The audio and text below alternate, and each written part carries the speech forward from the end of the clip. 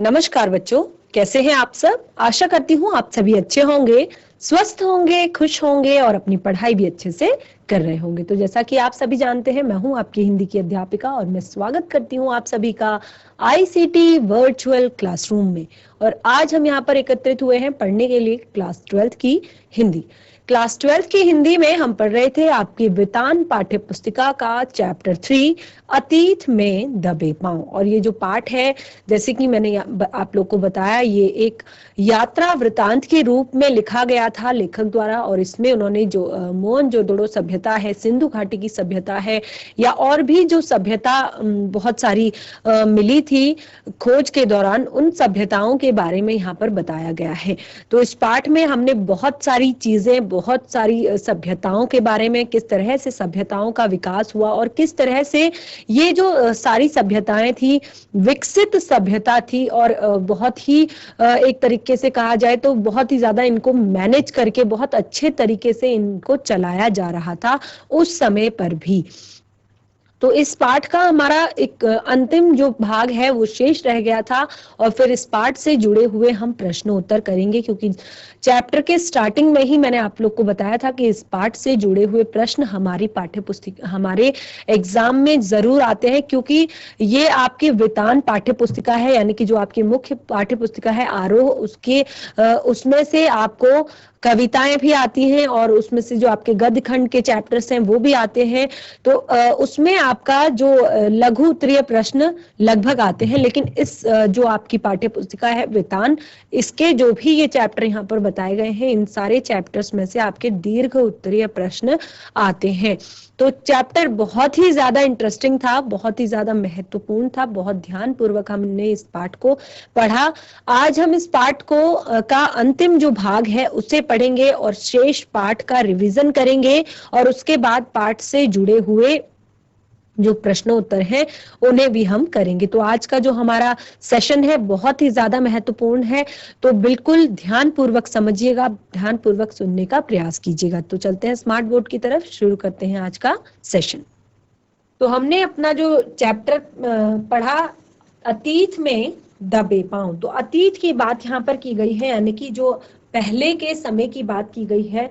तो ये यहाँ पर ये जो पाठ है आप सभी को पता है ओम थानवी जी द्वारा रचित एक यात्रा वृतांत है और इसमें मोहनजोदड़ो और हड़प्पा के अवशेषों को देखकर इस चैप्टर में हमने क्या पढ़ा कि जो लेखक हैं ओम थानवी जी, उन्होंने मोहनजोदड़ो और हड़प्पा के जो अवशेष है, सिंधु घाटी की सभ्यता के जो अवशेष हैं, उनके अवशेषों को देखकर अतीत की जो सभ्यता है और संस्कृति है उसकी कल्पना करते की है। और यहाँ पर अभी तक जितने भी पुरातत्विक प्रमाण मिले हैं, यानी कि जो पुरातत्विक यानी कि पहले के समय के जो प्रमाण मिले हैं, इन सारे प्रमाणों को मिले हैं, उनको देखकर साहित्यकार अपनी कल्पना को साकार कर रहे हैं, अपनी कल्पना को साकार करने की चेष्टा कर रहे हैं इन प्रमाणों के द्वारा। तो जैसे कि हमने जो हमारा ये जो चैप्टर है अतीत में दबे पांव, तो इसमें हमने देखा कि यहाँ पर जैसे कि इतिहास जो है, जो हमारा पुराना इतिहास है, वो हमें दिशा दे रहे हैं, हमें एक नई जो ऐतिहासिक जो नगर सभ्यता थी वो हमें यहाँ पर हमारे आज के समय को, आज के सभ्यता को विकसित करने की एक नई दिशा दे रहे हैं। तो यहाँ पर बहुत सारी चीजें इन्होंने बताई कि अब तक जो सभ्यता, जो घटित सभ्यता की जो प्राचीन घटना है कि कैसे वो सुनियोजित तरीके से वो पुनर्जीवित हुई है, यानी कि दोबारा उनको हमने देखा है कि कैसे सुनियोजित तरीके से उनको व्यवस्थित किया गया था, रखा गया था। और हमने यहाँ पर बहुत सारी चीजें और भी पढ़ी कि जो दो महानगर उस समय के हुआ करते थे, जैसे मोहनजोदड़ो और हड़प्पा, तो वहां पर लेखक ने हमें बहुत सारी चीजें बताई, जैसे टीले थे, काफी टीले यहाँ पर थे, और नहर थी, स्नानघर थे, कुएं थे, तालाब थे, और ये कुओं से पानी निकासी की भी बहुत अलग तरीके से यहाँ पर चीजें बताई गई थी। बहुत चौड़ी चौड़ी वहां पर सड़कें हुआ करती थी और उस समय की जो संस्कृति है वो संस्कृति उस समय के समझदार और भावनात्मक घटना की जो इत्मीनान से खोज जो यहाँ पर की गई है वो हमें इस पाठ में दिखाया गया है। तो बहुत सारी चीजें यहाँ पर हमें खोज के दौरान अपनी सभ्यता के विकास में मिली, जैसे कि यहाँ पर मैंने आपको बताया इस तरह का जो बुद्ध स्तंभ, बौद्ध जो स्तूप था, ये भी उसी समय का यहाँ पर बताया गया है, मोहनजोदड़ो के समय का बताया गया, और ये भी खुदाई के दौरान ही मिला है। तो आप यहाँ पर देख सकते हैं कितने व्यवस्थित तरीके से यहाँ पर इस चीज को बनाया गया है, कितने व्यवस्थित तरीके से इसे लगाया गया है। और उसके बाद जो हमने देखा था कि जो स्नानघर थे और जल कुंड थे, जिनकी यहाँ पर अनुष्ठानों में जिनका प्रयोग किया जाता होगा, तो इस तरह के यहाँ पर प्रसिद्ध जल कुंड भी मिले थे। और आज की जो सभ्यता है वो बिल्कुल इनसे मेल खाती है, बिल्कुल इन चीजों से ऐसा लगता है कि वो जो पुरानी जो सभ्यता है उसने ही आज की जो सभ्यता है उसको एक नई दिशा दी है। मोहनजोदड़ो का सभ्यता का एक कुआं भी हमने यहाँ पर प्रस्तुत किया था, हमने दिखाया था कि किस तरह से इस कुएं का निर्माण किया जाता था, किस तरह से इस कुएं को सुरक्षित रखा जाता था। जैसे कि कुएं आपने देखे होंगे अक्सर नीचे की तरफ गहराई में कुएं होते हैं, लेकिन यहाँ पे जो कुआं था वो बिल्कुल ऊपर की तरफ बनाया गया था। और हमने इस पाठ में पढ़ा था कि यहाँ पर वास्तुकला जो है, वास्तुकला के लिए भी ये जो हमारा सभ्यताएं हैं ये बहुत ही ज्यादा प्रसिद्ध है, और बहुत सारी चीजें यहाँ पर सभ्यताओं की जो खुदाई हुई थी उसके दौरान मिली थी, बहुत सारी अहम चीजें। और जो बहुत ज्यादा महत्वपूर्ण चीजें थी वो बहुत कराची, लाहौर, दिल्ली, लंदन आदि की अजायब घरों यानी कि जो यहाँ म्यूजियम्स होते हैं उनमें रख दी गई थी। लेकिन कुछ जो नॉर्मल चीजें हैं, सामान्य चीजें हैं, देखिए बहुत सारी केवल यहाँ पर बताया गया था कि केवल मोहनजोदड़ो जो सभ्यता है उसकी खुदाई के दौरान जो निकली हुई पंजीकृत चीजें जो हैं, जिनका रजिस्ट्रेशन किया गया है, पंजीकृत जिनको किया गया है, केवल उन चीजों की संख्या ही 50,000 है। और यहाँ पर जो प्रदर्शित की गई है वो केवल मुट्ठी भर चीजें हैं। और जो यहाँ पर सिंधु सभ्यता की ये सारी चीजें जो है वो झलक दिखाने के लिए काफी है कि उस समय किस तरह की चीजें हुआ करती थी। तो जैसे सिंधु घाटी की सभ्यता के दौरान काला पड़ गया गेहूं, कांसे के बर्तन, मोहरे, वाद्य यंत्र, चौक पर बने विशाल मृदु भांड और उन पर बने काले भूरे चित्र, चौपड़ की गोटियां, दिए, माप तोल के पत्थर, तांबे के आईने, मिट्टी की बैलगाड़ी और खिलौने बहुत सारे, और पाटन की चक्की और कंघियां, मिट्टी के बर्तन, रंग बिरंगे मनकों वाले हार। तो इस तरह की बहुत सारी चीजें जो हैं उस समय प्रसिद्ध होती थी। और ये खिलौना आप यहाँ पर देख सकते हैं, ये भी उस समय की नगर योजना, वास्तुशिल्प, मोहर ठप्पे आदि चीजों के बारे में बताते हैं कि किस तरह से ये जो सभ्यता है ये कितनी ज्यादा सामाजिक व्यवस्थाओं आदि में एक रूपता कायम किए हुए था। और सिंधु घाटी की जो सभ्यता है वो दूसरी सभ्यताओं के लिए एक सांस्कृतिक धरातल पर अलग लाकर खड़ी करती है। यहाँ पर और भी सारी चीजें, जो हमारा जो अंतिम भाग था कि सिंधु घाटी के जो लोग हैं वो क्या करते थे, सिंधु घाटी के लोग जो थे वो कला और सुरुचि में, सिंधु घाटी के लोगों में कला और सुरुचि का बहुत ज्यादा महत्व था।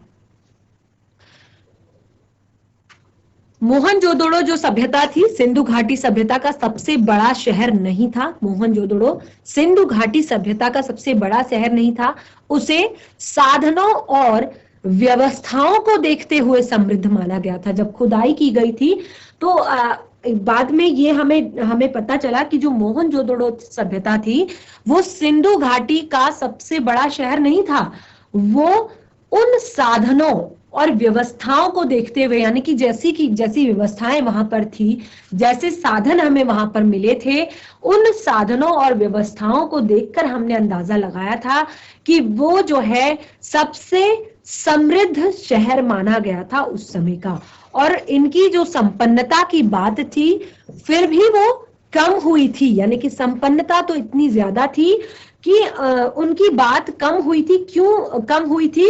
क्योंकि शायद इसलिए क्योंकि उनमें कोई भव्यता का आडंबर नहीं था, यानी कि वहां पर क्या था कि बहुत ज्यादा समृद्धि थी, लेकिन उस समृद्धि का कोई दिखावा वहां पर नहीं था, उस भव्यता को कोई वहां पर आडंबर नहीं किया गया था। वो समृद्ध थे, व्यवस्थित थे, लेकिन उस समृद्धि को किसी तरीके से झलकाया नहीं गया था। केवल लोगों के की सुविधा के लिए उसको प्रयोग किया गया था कि जहां पर लोगों को सुविधा हो, जिस तरीके से लोगों को सुविधा हो, उस तरीके से उसको प्रयोग में वहां पर लाया गया था। और दूसरी वजह यह भी है कि मोहनजोदड़ो और हड़प्पा पिछली सदी में ही उद्घाटित हो सके। दूसरी वजह यह भी थी कि मोहनजोदड़ो और हड़प्पा पिछली सदी में ही उद्घाटित हो सके थे, और उनकी अनबूझ लिपि अभी भी रहस्य अपने में छुपाए हुए है। कुछ ऐसी अनबूझ लिपि थी, अनबूझ यानी कि जिसे हम बूझ ना सके, जिसे हम समझ ना सके, कुछ ऐसी अनबूझ लिपि जो है वो आज भी अपने अंदर अपने सारे रहस्य जो है छिपाए हुए हैं। सिंधु घाटी के लोगों में कला और सुरुचि का महत्व था। सिंधु घाटी के लोग जो थे, आप यहाँ पर देख सकते हैं, नृत्य मुद्रा में लड़की, ये 2500 ईसा पूर्व की, ये यहाँ पर जो ये तस्वीर यहाँ पर दिखाई गई है 2500 ईसा पूर्व, और देखने से यह हमें किसी धातु की मूर्ति प्रतीत होती है, धातु की मूर्ति यह हमें प्रतीत होती है। तो सिंधु घाटी की सभ्यता के लोगों में कला और सुरुचि का बहुत ज्यादा महत्व था। वास्तुकला या नगर नियोजन ही नहीं, अगर केवल वास्तुकला की बात करें या नगर नियोजन की बात करें तो यही काफी नहीं था कि उनकी वास्तुकला बहुत अच्छी है या नगर नियोजन सिस्टम उनका बहुत अच्छा है। इसके अलावा धातु और पत्थर की मूर्तियां, मृद और भांड, उन पर चित्रित मनुष्य, वनस्पति और पशु पक्षियों की छवियां, सुनिर्मित मोहरें, उन पर बारीकी से उत्कीर्ण आकृतियां, खिलौने, केश विन्यास, आभूषण और सबसे ऊपर सुघड़ अक्षरों में लिपि रूपी सिंधु सभ्यता को तनिक सिद्ध से ज्यादा कला सिद्ध जाहिर करता है।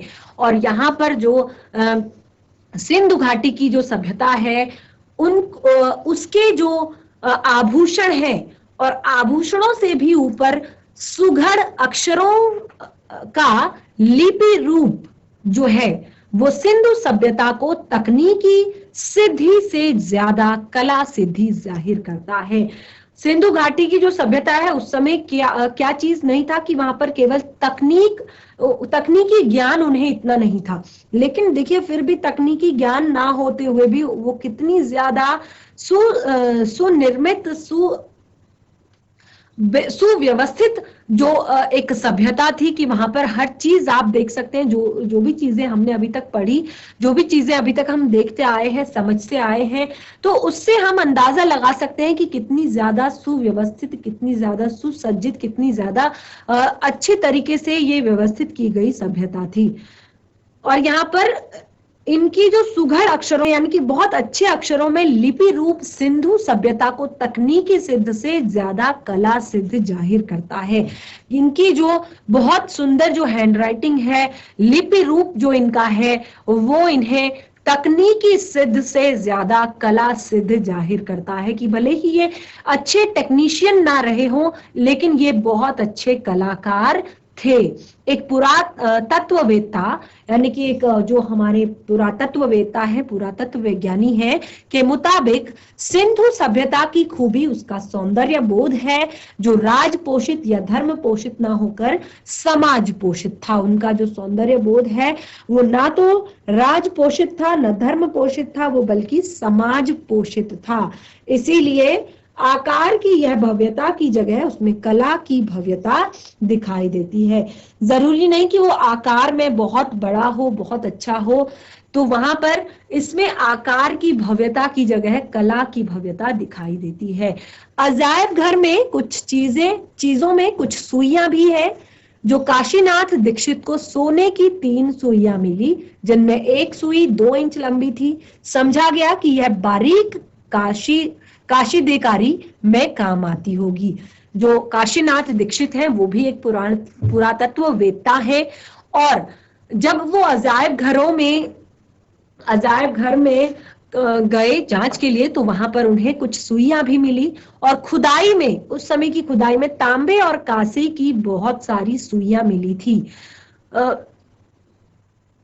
काशीनाथ दीक्षित को सोने की 3 सुइयां मिली थी। जब वो खुदाई में वहां पर गए थे तो उन्हें सोने की भी 3 सुइयां मिली थी, जो 1 से 2 इंच लंबी थी। समझा गया है कि यह बारीक काशीदेकारी, यानी कि जो काशीदेकारी की जाती है, कपड़े पर कढ़ाई की जाती है, उसमें शायद काम आती होगी। याद करें, नर्तकी के अलावा मोहनजोदड़ो के नाम से प्रसिद्ध जो दाढ़ी वाले नरेश की मूर्ति है, उसके बदन पर आकर्षक गुलकारी वाला दुशाला भी है। यहाँ पर चित्र में आपने देखा कि किस तरह से, देखिए यहाँ पर बताया गया है कि नर्तकी के अलावा, केवल जो यहाँ पर नर्तकी आपको दिखाई दे रही है, इसके अलावा जो मोहनजोदड़ो के नाम से प्रसिद्ध दाढ़ी वाले जो नरेश की मूर्ति है, उसके बदन पर भी आकर्षक गुलकारी यानी कि जो कलाकारी उस पर की गई है, जो पुष्प फूल उस पर बनाए गए हैं वाला दुशाला, एक शॉल भी है।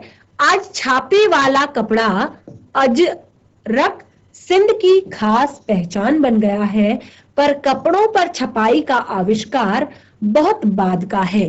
खुदाई में सुइयों के अलावा हाथी और तांबे के सुए भी मिले हैं।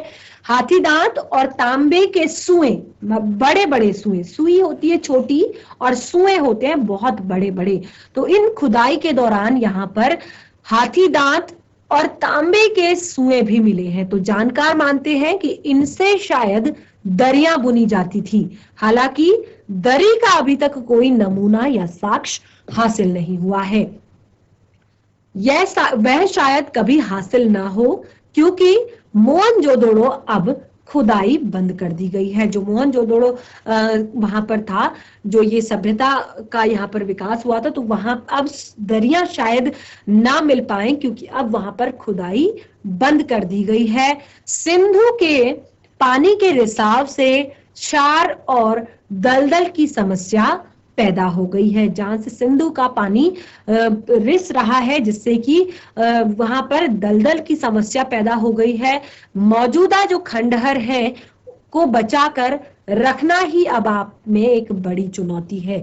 जो सिंधु के खंडहर जो अभी तक शेष हैं, उनको बचाकर रखना ही अब एक बहुत बड़ी चुनौती हो गई है, क्योंकि अब कुछ नई खुदाई करना बहुत ज्यादा मुश्किल हो गया है। तो एक तरह से अब समझा जाए कि जो कुछ हमें मिला वो बहुत ही ज्यादा कीमती, बहुत ही ज्यादा हमारे लिए, हमारी जो आज की सभ्यता है उसको एक नई दिशा देने वाला। कि सोचिए, उस समय तकनीकी ज्ञान ना होते हुए भी लोग इतने ज्यादा कर्मठ, इतने ज्यादा नए तरीके सोचने वाले, इतने ज्यादा नई चीजों को करने वाले हो सकते हैं।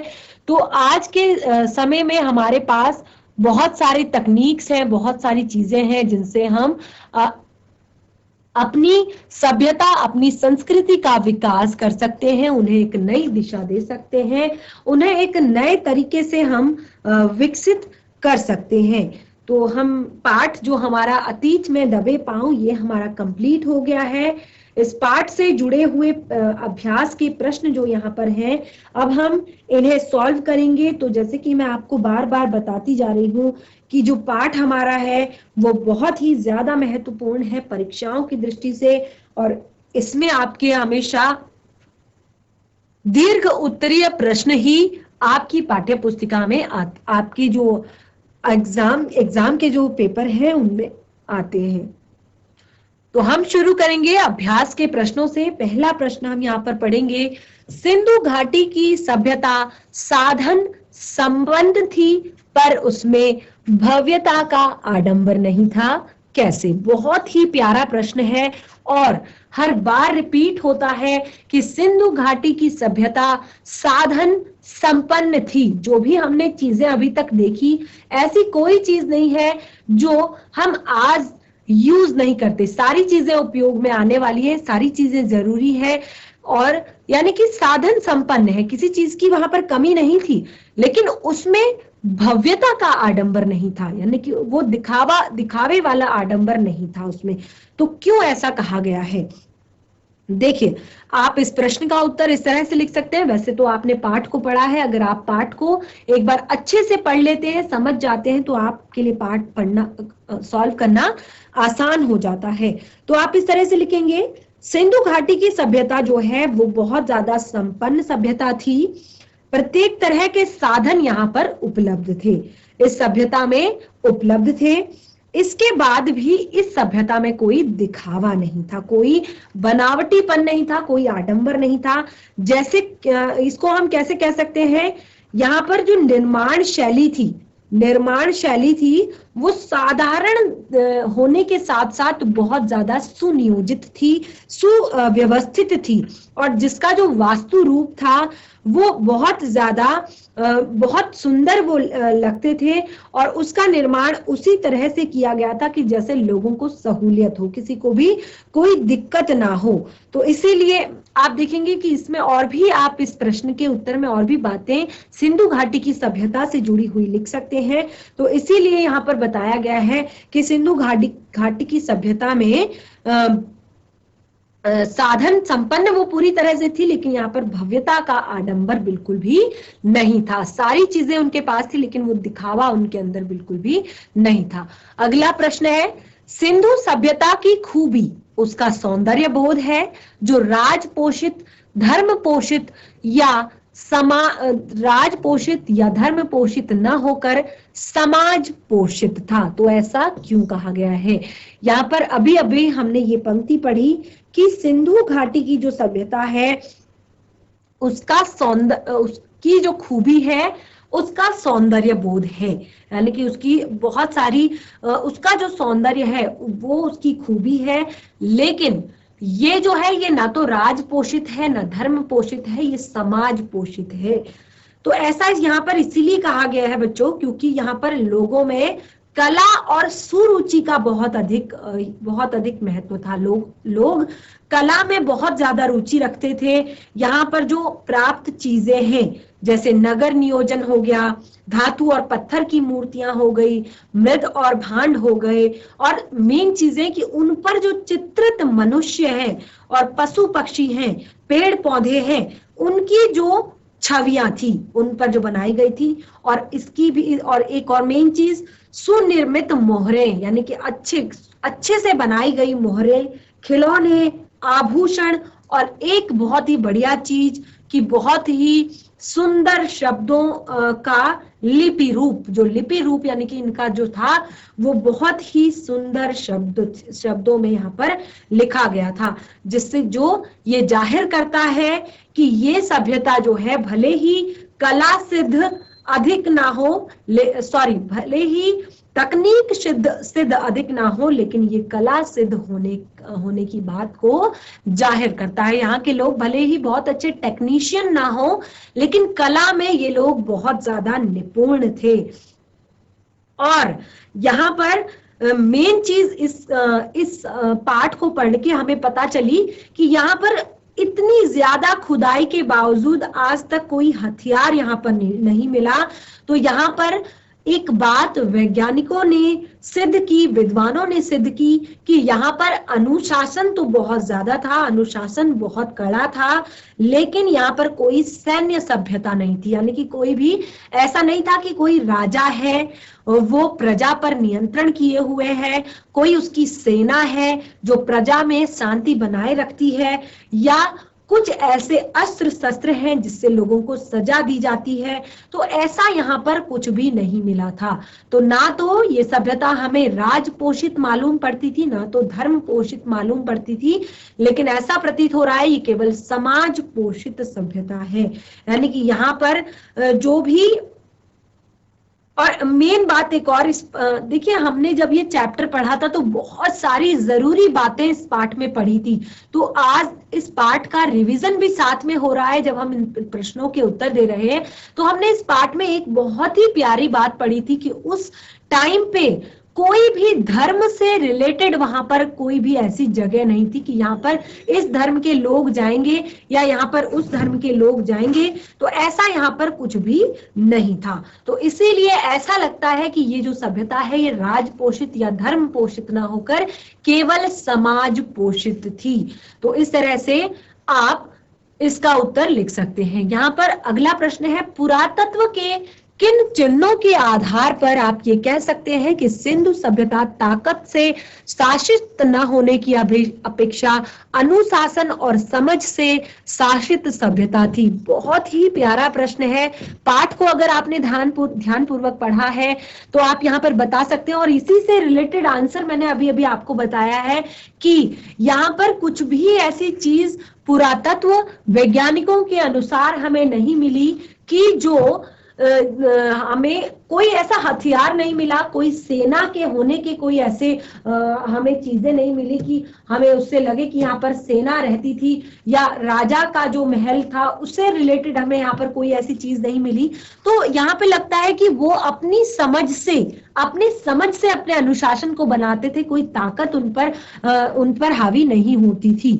अगला प्रश्न है, यह सच है कि यहाँ किसी आंगन की टूटी फूटी सीढ़ियां अब आपको नहीं ले जाती, वे आकाश की तरफ अधूरी रह जाती हैं, लेकिन उन अधूरे पायदानों पर खड़े लोग होकर अनुभव किया जा सकता है कि आप दुनिया की छत पर हैं। वहां से आप इतिहास को नहीं उसके पार झांक सकते हैं। इस कथन के पीछे लेखक का क्या आश्रय है?